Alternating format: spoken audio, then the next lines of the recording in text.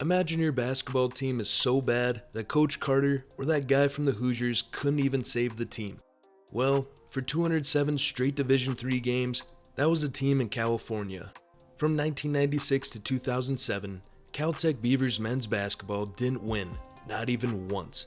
So how does something like that even happen? And why didn't the school just shut down the program altogether?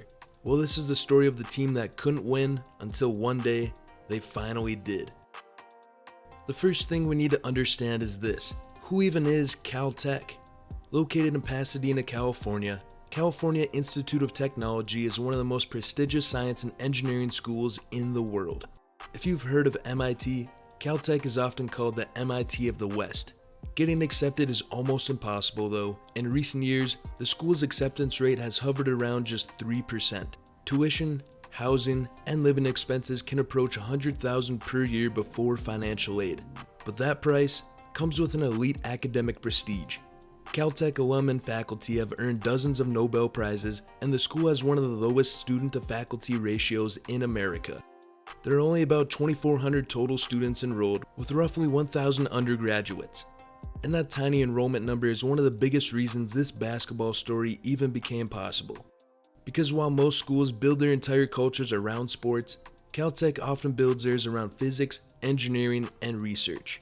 And eventually, that difference would lead to one of the most infamous losing streaks in sports history. But this is where the real problem begins, because even though Caltech competes in NCAA basketball, they were operating with disadvantages almost nobody else had. Now technically, Caltech is on equal footing with other schools in Division III. D3 schools don't offer athletic scholarships, meaning some programs really don't fight for students who may have been good in a sport before attending. So in theory, that should make the competition more balanced, but in reality, Caltech faced a completely different challenge.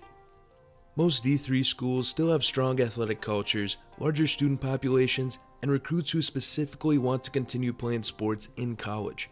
For example, opponents such as Chapman University has 9,600 students and 6,000 students at University of Laverne, so nearly triple and quadruple the student body Caltech has. A smaller student body means fewer athletes to choose from, fewer experienced players trying out, and less depth overall. And on top of that, Caltech students are not typically student athletes.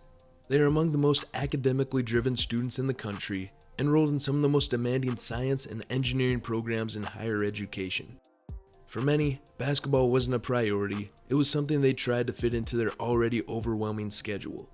In other words, Caltech was essentially fielding whoever was willing and able to show up, pretty much your classic intramural team.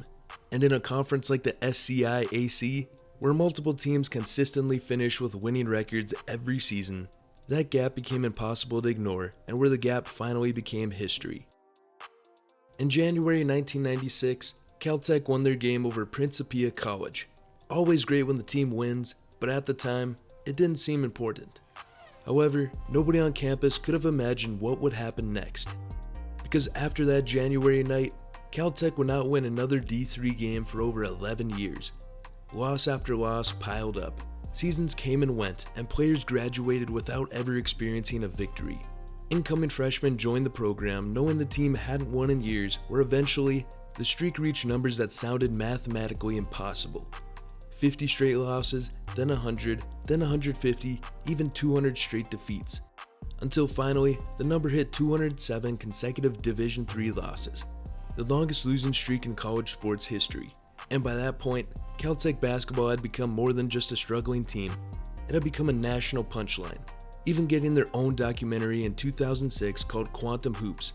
I highly recommend watching. And what makes the streak even stranger is that Caltech wasn't completely derived of talent. Throughout those 11 years, the program still had players who are in the record books to this day. Whether it be Matt Delatorre shooting 46% from 3 during the 06-07 season, Jonathan Bird finishing his career with a field goal percentage of 53.4 between 99 and 03, and Day Ivey recorded 176 career steals from 02 to 06. Sadly, basketball isn't an individual sport, so some of the Institute's best all-time players were a part of teams that never saw a win. Even the program's 97-98 squad has the D3 records for fewest fouls committed in a season and fewest fouls per game. Despite all of this, the lack of depth and experience led to losses piling up. After 11 years of hardship though, here's the night everything finally changed. January 6th, 2007. 0-10 Caltech versus 1-9 Bard College of New York, a matchup of the ages. Coming in, Caltech had lost its previous 10 games by an average margin of 36 points. However, this game turned out to be not even close. The Beavers won by a score of 81-52. Sophomores Travis Hausler and Matt Delator had a combined 51 points and 16 rebounds. Sadly, not many people were expecting a win this January night because fans did not spill onto the court in a wild celebration, mainly because the crowd consisted of several students, the women's basketball team, and a handful of faculty members. Definitely an underwhelming night for a historic accomplishment. However, for the people in the gym, it meant everything. As head coach Roy Dow later said, "We expected to win a game, but not like this." And where guard Yang Ha perhaps explained the moment best. The probability of us winning a game is barely detectable. It's very small, but it's there. We did have a mathematical chance of winning, but it has to fall into the chaos theory. After more than a decade of losing, the impossible had finally happened. Wait, you thought the story was over? Well, after their victory to end their 207 straight Division III game losing streak, Caltech still had an unbelievable record that remained. Because in 2007, they still had a current 22-year conference losing streak that started in 1985.